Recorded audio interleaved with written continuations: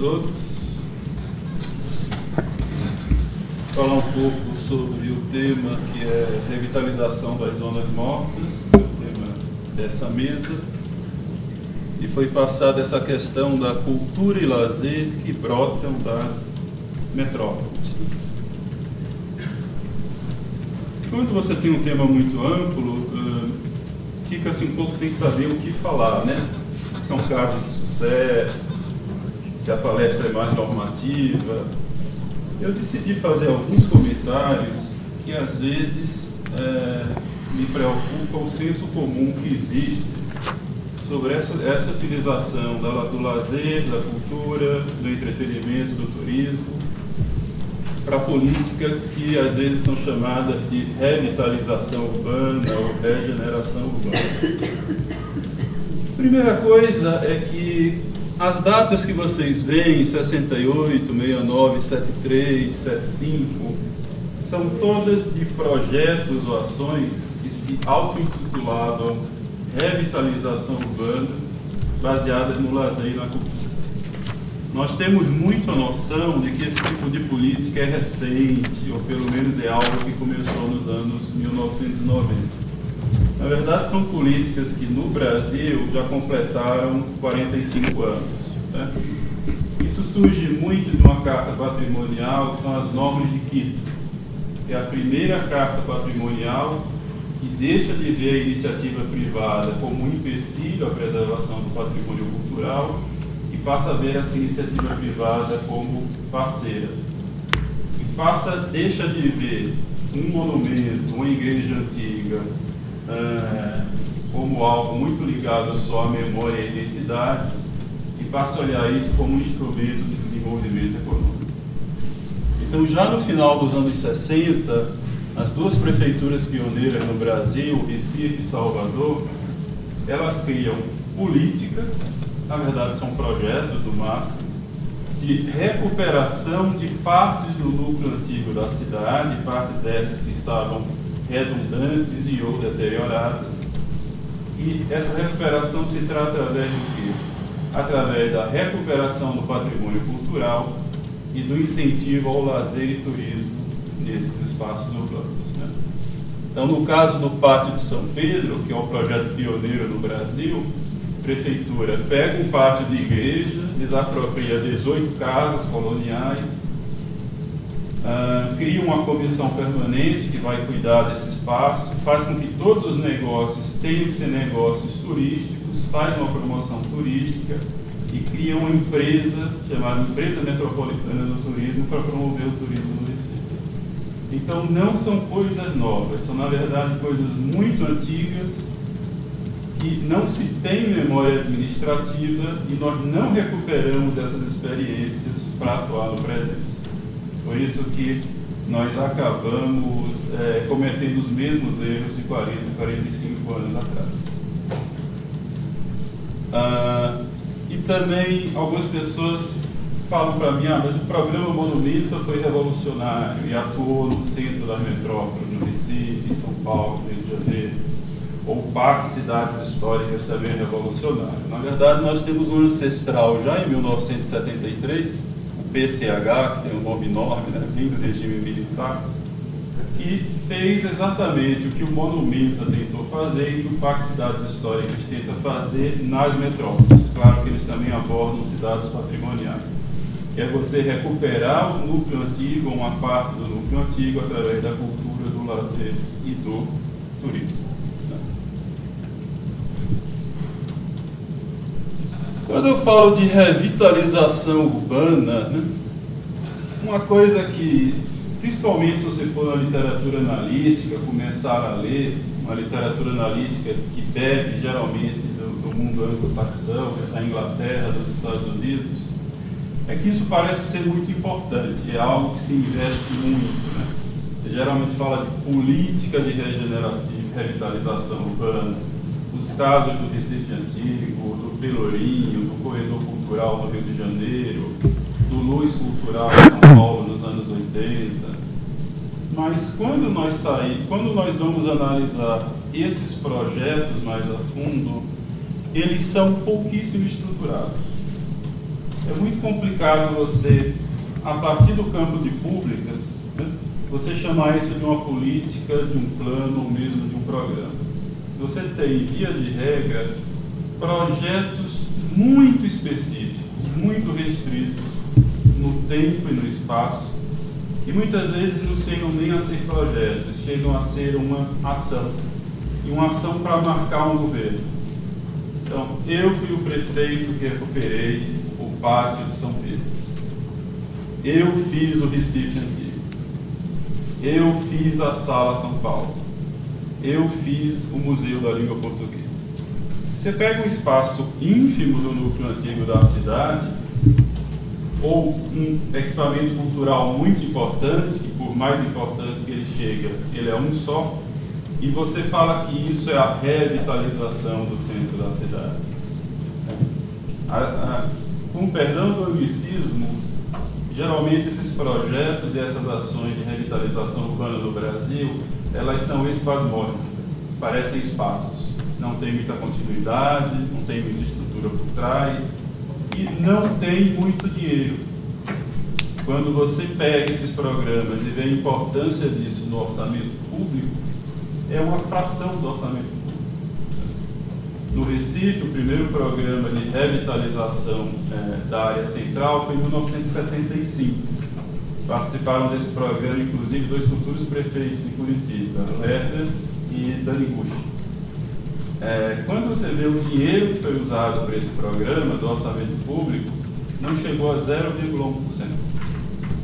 Então, você tem programas muito restritos, que se apresentam como revitalização urbana, mas os recursos financeiros são expressivos? Não. Dentro do orçamento público, não. Há uma equipe multidisciplinar alocada à revitalização urbana? Também não. Se você vai mexer com cidade na revitalização, você, preferencialmente, precisa ter uma equipe dedicada à revitalização multidisciplinar. Isso raramente existe, né? Em muitos casos, você não tem uma responsabilização clara por funções. Algumas funções ficam soltas no ar, né? Acaba ficando, elas ficam divididas em várias instâncias do governo, em vários órgãos, e você não fica muito claro quem é responsável pelo quê.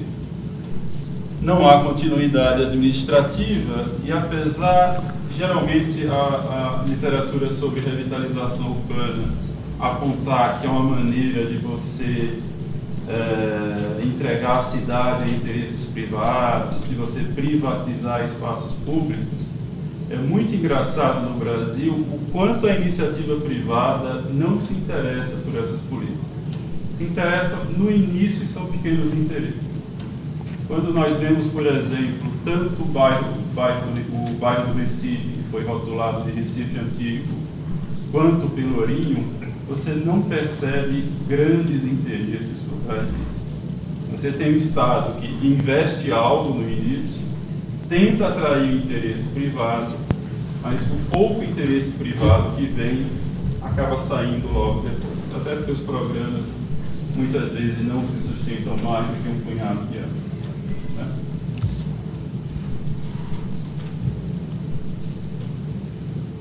Uma outra observação sobre essa revitalização urbana é qual, para quem e por quê, né?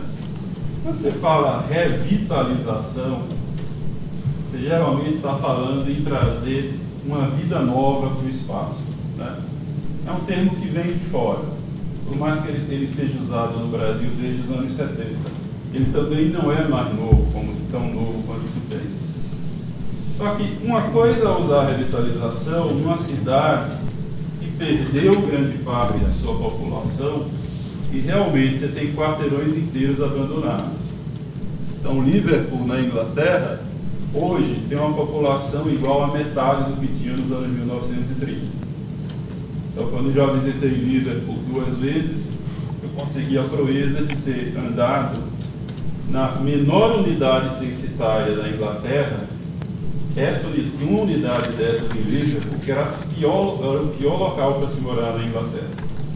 Então eu andei por esse local e pelas adjacências você vê fileiras e fileiras de casas entaipadas porque não tem moradores. Então faz até algum sentido eu falar de revitalização, porque a vida saiu dali, não tem pessoas. No Brasil, as grandes metrópoles ainda não enfrentaram esses fenômenos. Você tem uma diminuição do crescimento como São Paulo, mas os núcleos antigos, eles não são sem vida, muito pelo contrário, eles têm muita vida. O que aconteceu não foi a saída de pessoas, foi a popularização desses núcleos antigos, principalmente a partir dos anos 1980. Então você teve uma troca de população, mas na prática, quando você usa revitalização, você considera que aquela população que veio não tem tanto valor quanto uma externa que você quer chamar. Então, quando se fala de Liverpool, Detroit, Milwaukee, você pode falar revitalização. Eu tenho partes inteiras da cidade sem ninguém. Você falar isso no Brasil não faz sentido no núcleo antigo. Você pode ter alguns trechinhos, tudo bem, que estão sem pessoas, não estão ocupados. Mas isso é exceção à regra. E você pode escolher o termo, né? Regeneração, que é muito comum na Inglaterra, refuncionalização, que me parece que ganhou força na geografia, requalificação, renovação, alguma coisa. Com certeza a gente às vezes precisa publicar artigos, eu tenho certeza que alguém vai inventar um novo termo. É claro que eu posso ter um termo aí que faz sentido, é a renovação urbana. Como tem muitas pessoas aqui do Vale do Paraíba, quando eu trabalho com planejamento urbano e regional, a gente aprende na faculdade que o auge da renovação urbana foi nos anos 50 e 60, né? Principalmente nos Estados Unidos, com a escavadeira federal, como se falava.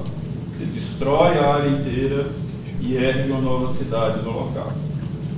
Só que isso não está tão no passado quanto nós achamos, né? Nos anos 2000, 17 hectares do centro de Liverpool foram arrasados, completamente arrasados. E foi erguida uma nova cidade no local ao custo de 920 milhões de libras esterlinas, perto de 5 bilhões de reais.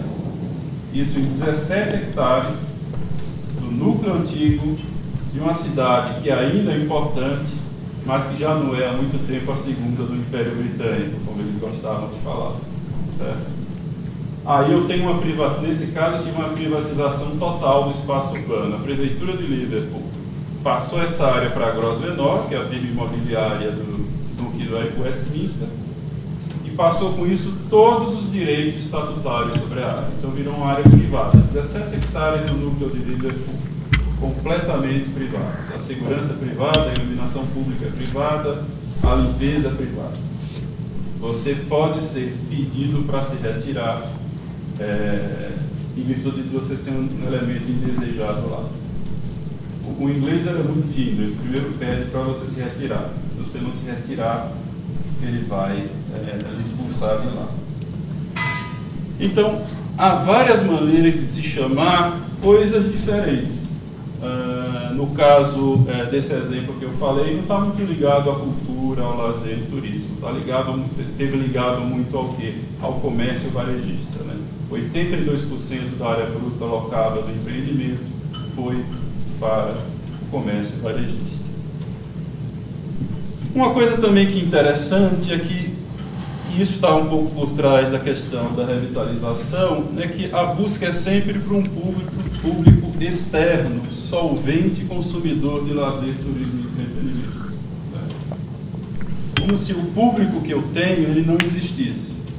É um público que eu não considero. Às vezes eu posso considerar esse público como um problema urbanístico. Em A Cidade do Pensamento Único, do Plano Estratégico do Rio de Janeiro, é colocado lá que a população de rua vira um problema ambiental, né? Uma coisa feia de você entrar na cidade e ver. Agora, essa inexistência também liga-se muito a uma questão que foi dita na primeira mesa, da invisibilidade. Então, por exemplo, hoje no núcleo antigo de São Paulo, nós temos várias partes que estão ocupadas por imigrantes, por refugiados, né? Nós temos já restaurantes africanos, restaurantes peruanos, várias pessoas que vendem artesanato que vieram da África. Isso é uma cultura que brota no núcleo antigo de São Paulo, de uma nova população que chega. Mas ela é um pouco invisível ainda. Nós não vemos, ou nós fingimos não ver. Mas sempre essa questão da revitalização urbana, ela está muito ligada a eu querer trocar o público, eu trazer uma vida nova, como se a vida que estivesse lá, ela não tivesse valor. O próprio termo revitalização, a não ser em Detroit, Milwaukee e Liverpool, eu acho bastante complicado, né? Agora, quando eu faço essa questão de revitalizar uma área, aproveitando a cultura e o patrimônio cultural dessa área, e tendo como opções de desenvolvimento, lazer, turismo e entretenimento, o que acontece? O que eu posso fazer como poder público? O que eu posso implantar? As opções são várias. Eu estou colocando aqui o Dennis Judd, que é um arquiteto e urbanista, que ele é meu ídolo, né? É uma pessoa que trabalha muito com o caso norte-americano e de como as cidades dos Estados Unidos da América, principalmente as cidades industriais do meio oeste, do Rust Belt, como é que elas tentaram, a partir dos anos 1980, deixar de se focar tanto em uma produção em queda e tentarem se transformar em centros de consumo para turismo, para o mercado de aposentados, ou atrair os chamados serviços dinâmicos, como seguros, finanças, comércio varejista. O Judd vai falar uma coisa muito interessante. A estratégia dessas cidades se baseou em duas coisas. Primeiro, na criação de uma nova imagem da cidade. A cultura assume papel essencial nesse processo, né? Geralmente, qual cultura? A cultura de uma cidade imaginada, que recorre muito às glórias do passado, aos grandes prédios públicos, aos museus, aos novos equipamentos culturais. Agora, junto com essa nova imagem, foi implantado, segundo Judd, o que ele chama de um modelo virtual, que é uma receita de bolo. Todas as cidades acabaram seguindo caminhos muito parecidos. Que é o quê? Que é você tentar atrair uma franquia de esporte profissional para a sua cidade, abrir cassinos, muitas vezes cassinos flutuantes, você pegar o pouco que restou de um patrimônio e tentar transformar num precinto urbano turístico cultural, você investir em novos museus, em novos centros de convenções. Em suma, você criar o que David Harvey já colocou, espaços padrões que você vai encontrar em tudo que é canto, né? Então, a experiência no Brasil chega muito para nós o exemplo de Canaiguá, Asdorf Docks, em Londres, revitalização do porto em Barcelona, Puerto Madeiro. Mas se você for para a Inglaterra e a cada dia visitar uma região portuária revitalizada para lazer, turismo e entretenimento, você vai passar mais de 2 meses em Paris. Praticamente toda a cidade fez isso, né? Então você acabou criando um pacote e cidade após cidade tentou implantar esse pacote para transformá-la num centro de consumo, numa cidade cultural, num destino turístico importante, né? Então, áreas históricas preservadas, atrações turísticas principais, flagship attractions, hotéis novos ou renovados, novos espaços urbanos, tudo isso foi tentado pelas cidades, com um grau de sucesso muito diferente.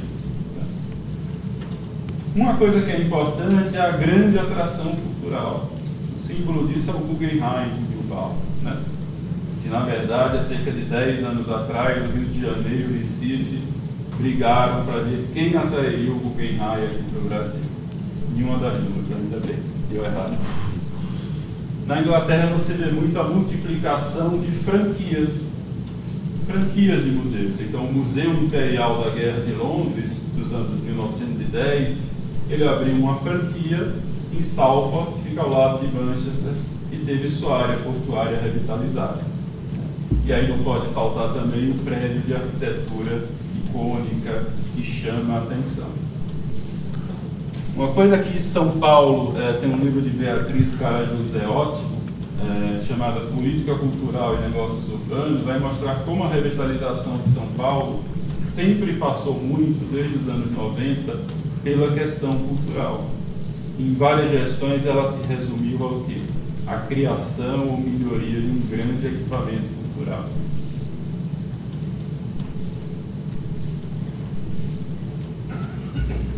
Quando nós temos essa revitalização urbana muito baseada na cultura, no lazer, turismo e entretenimento, existem no Brasil e lá fora algumas crenças.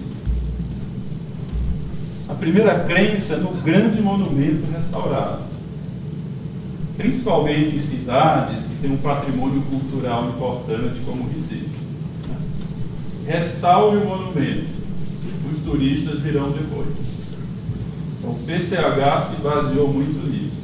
O volume atual, o PCH investiu em torno de 200 bilhões de dólares no restauro dos grandes monumentos da região Nordeste. Então, se você restaurar o monumento, aquilo ali vai ser um símbolo, inclusive, do renascimento daquela parte da cidade. Só que não funciona bem assim, até porque o nosso patrimônio, como coloca Londres Fonseca, ele é pesado e mudo, pesado porque muda. Pesado porque ele é custoso, é difícil de manter e ocupa um local na cidade, ele ingessa o desenvolvimento ao redor, mas é mudo porque nós geralmente não nos identificamos com ele. A formação do patrimônio histórico e artístico nacional, nós não nos preocupamos em fazer com que esse patrimônio seja decifrado pela população. Então, muitas vezes eu restauro um monumento e eu não tenho retorno do turista, porque a maior parte dos turistas não entende nem por que aquilo é tão caro. A outra coisa que eu tenho é a crença no grande equipamento cultural. O grande equipamento cultural revitalizará uma parte da cidade. O maior tiro d'água, em minha opinião, é um equipamento maravilhoso em São Paulo, que é a Sala São Paulo. O equipamento em si é muito bom, a acústica é perfeita, só que ele não dialoga com os arredores, né? A pessoa vai de carro até lá, estaciona dentro, assiste a apresentação, entra no seu carro e volta para casa. Então, muitas vezes eu posso ter um senhor equipamento cultural e o efeito que isso terá nos arredores, na área da cidade, é mínimo.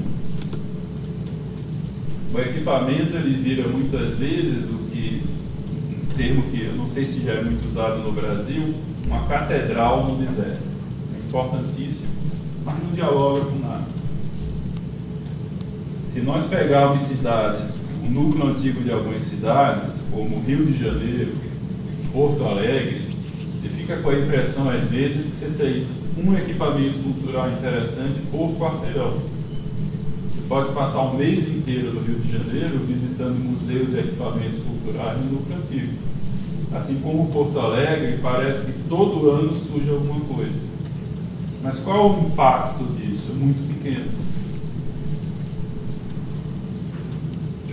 E a terceira coisa é a crença nos grandes eventos culturais. Você tem grandes eventos espetaculares. E muitos desses eventos, não é o caso da virada cultural de São Paulo, mas em muitos desses eventos, você faz o evento para ele estar disponível para uma audiência global. E não para as pessoas do núcleo antigo, as pessoas da cidade consumirem. Muitas vezes elas são meras espectadoras. É o caso dos grandes eventos esportivos. Né? Você parece que faz um evento muito mais para o público externo, ok, você está melhorando a imagem da cidade do que para o público interno. Só que eu acho que não é uma questão de parecer, a agenda é essa mesmo. Então, se você for em nós acabamos de organizar a Copa do Mundo, nós temos a virada cultural, que é importante, mas nós não temos uma agenda no núcleo antigo de São Paulo, em minha opinião, permanente, pequena, que faça com que as pessoas vão até lá, ou fiquem um pouco mais lá depois do expediente. Então, são grandes monumentos, grandes equipamentos culturais e grandes eventos culturais. Não resolvem, são importantes, mas por si só não resolvem. Só que ao mesmo tempo você tem várias ausências, né? E aqui eu estou pensando na cidade de São Paulo. Imigrantes e refugiados que estão trazendo sua culinária e seu artesanato para a cidade, parte desse artesanato de muita boa qualidade, movimentos sociais e de luta pela moradia, a produção cultural da periferia de municípios vizinhos e os eventos culturais pequenos e locais.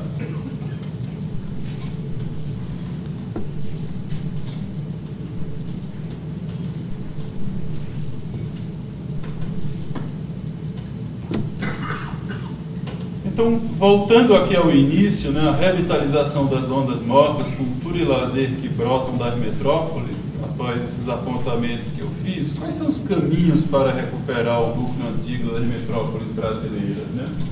Essa questão é muito complexa e foge a qualquer abordagem pela cultura, pela arquitetura, é algo difícil de falar.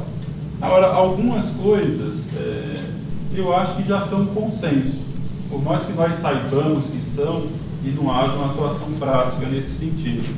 Primeira coisa é o incentivo à função residencial. Né? Você precisa ter moradores. Não vai conseguir revitalizar uma cidade e depois das 6 horas da tarde ela fica vazia, fica com poucas pessoas. Nós já sabemos disso, mas já foi colocado na mesa que é um absurdo que um prédio que fica 20 anos fechado e ocupado, em pouco tempo um juiz concede a reintegração do posse.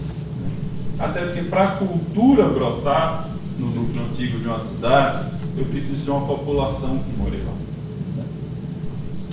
Segundo, o aproveitamento desse público interno. As pessoas que moram lá, elas não podem continuar a ser ignoradas. Terceira coisa, é necessária de envolver as 3 esferas de governo. Porque revitalizar, recuperar, regenerar uma parte da cidade que há décadas sofre com o subinvestimento público é algo que custa muito dinheiro. Tanto na Europa quanto nos Estados Unidos, quando você faz uma política dessa, você tende a envolver todas as esferas governamentais. Aqui no Brasil, quando você tem uma tentativa de recuperar algo, você coloca isso em cima de uma prefeitura que tem recursos muito limitados. Enquanto não for uma agenda também do governo do Estado e do governo federal, você vai ter essa intervenção pública espasmódica, com perdão do anglicismo, né? Parceria com a iniciativa privada e terceiro setor. Eu sei que nós tendemos a não gostar da iniciativa privada, quando estamos falando sobre urbano, mas sem você ter uma participação dela e você deixa tudo para o poder público, isso fica muito complicado. Agora, é claro, como você chamar a iniciativa privada e não fazer com que o projeto seja dela? Não é uma resposta fácil. Fugir das receitas de bolo. O documento mais engraçado, ao mesmo tempo mais trágico, sobre revitalização urbana foi uma consultoria de um consultor do SEBRAE para o Parque de São Pedro, no Recife. No documento ele falava que aquilo tinha uma viabilidade muito grande, pois a igreja tinha várias obras de alijamento no Recife. É um copy-paste. Então, até eu fiz doutorado sobre política de regeneração urbana. Às vezes os governos pagam muito caro por documentos que você percebe que pelo menos metade dele é copy-paste. Fugir da receita de bolo. E a cultura e o lazer são importantes, mas por si sós não resolverão o problema. Se você tiver um grande equipamento cultural, um grande monumento, um grande evento, uma grande iniciativa, pode ser icônico, pode dar comentário, pode dar voto nas outras eleições, mas isso se tornará uma catedral no deserto. É que a experiência internacional e a nacional mostra.